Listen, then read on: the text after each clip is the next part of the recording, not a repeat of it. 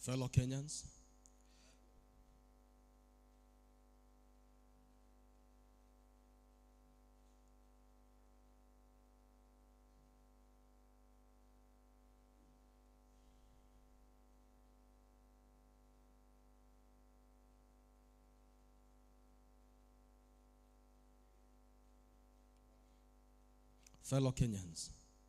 this is no longer about tribe. This is no longer about political parties. This is no longer about who voted for who. It is bigger than that. Hunger has no tribe. Economic pain has no tribe. The rising cost of living has no tribe. This is about survival of ordinary Kenyans. This is about families struggling to afford food. This is about businesses collapsing under pressure. This is about hardworking citizens whose salaries can no longer sustain basic living. This is about a generation watching opportunities disappear while burdens continue increasing. And now fuel prices continue rising while millions of Kenyans are left anxious, frustrated, and unheard. The president may be outside the country, but government institutions are supposed to function whether the head of state is present or not. That is why ministries exist. That is why EPRA exists. That is why sector agencies are funded by taxpayers. During a crisis affecting the entire economy, Kenyans should already be hearing from the Ministry of Energy, the Ministry of Transport, the relevant government spokespersons, but the silence has been disturbing. And what is even more painful is hearing leaders attempt to reduce the cries of Kenyans into political profiling and comparisons between administrations, as though this suffering is merely political noise. No, this is not about Uhuru. This is not about Ruto. This is not about political camps. The pinch at the fuel pump is suffocating Kenyans. The mother trying to feed her children is not thinking about political narratives. The boda rider struggling with fuel prices is not concerned with political alignments. The businessman watching transport costs destroy profits is not debating political sides. The ordinary Kenyan is simply trying to survive. And now EPRA announces a reduction of diesel by 10 shillings, while at the same time increasing paraffin by 38 shillings, even as electricity prices continue rising. What kind of balancing is this? The math is not mathing. What kind of relief removes burden with one hand and adds a heavier pain with the other?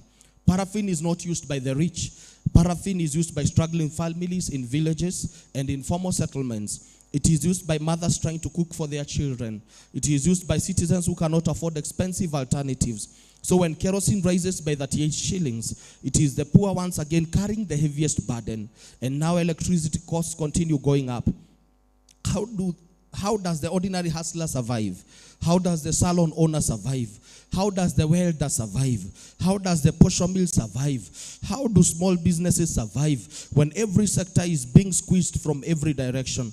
And honestly, I was deeply embarrassed on behalf of the CS for Petroleum and Energy when in front of cameras, he stated that they had reached an agreement only for another leader to immediately cut him off live on camera and publicly declare that they had agreed on nothing.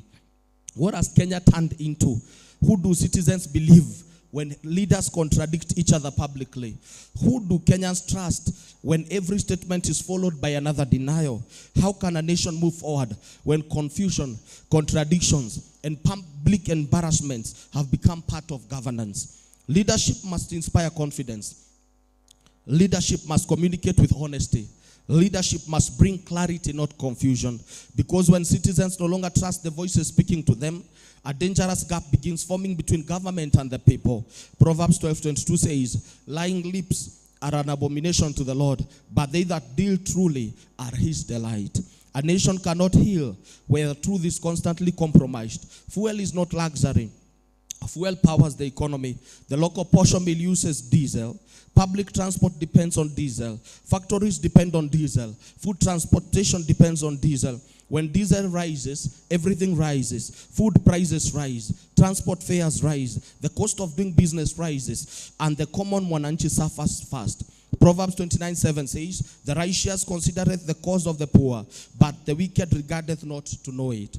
A nation cannot prosper when its people are continually crushed under unbearable economic pressure. Kenyans are not against taxes. We understand that a nation must function, but the question remains, where is the money going? Because it becomes painful when citizens continue sacrificing while corruption continues openly. It becomes painful when public resources disappear while ordinary citizens are told to endure more suffering. It becomes painful when the burden becomes heavier, yet accountability becomes lighter. Isaiah 10:1 declares, woe unto them that decree unrighteous decrees, that write grievousness while they have prescribed. Leadership must never become disconnected from the pain of the people. And hear me prophetically today, a nation that ignores justice eventually begins to shake from within. A nation that silences the cry of the people invites instability upon itself. Proverbs 21:13 says, whoever shuts their ears to the cry of the poor will also cry out and not be answered. The frustration being expressed across this nation are not tribal frustrations. They are not opposition frustrations. They are economic frustrations. They are survival frustrations. They are the cries of citizens who feel cornered by the weight of life.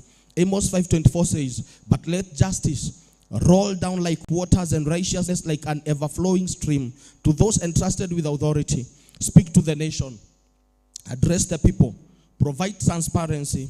Provide accountability, because leadership is not about titles. Leadership is responsibility before God and before the people.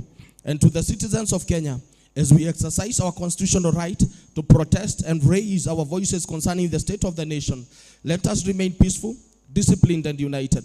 Let us not vandalize property. Let us not destroy businesses. Let us not burn vehicles. Let us not turn a legitimate cry for justice into chaos. What happened in Kitengela at the Coca-Cola depot is goonism and completely off the course. Those who vandalize businesses, burn property, loot shops, and destroy vehicles are not genuine protesters. They are goons attempting to hijack a legitimate national concern. They do not represent the voice of justice. They do not represent the suffering of ordinary Kenyans. They represent destruction and lawlessness. Many of the businesses being destroyed belong to fellow Kenyans who have struggled for years to build something meaningful for their families. Romans 12:18 says, if it be possible as much as lieth in you, live peaceably with all men. And Matthew 5:9 says, blessed are the peacemakers, for they shall be called the children of God. Kenya does not need violence. Kenya needs justice. Kenya does not need distraction. Kenya needs accountability. Kenya does not need division. Kenya needs wisdom, unity, and righteous leadership.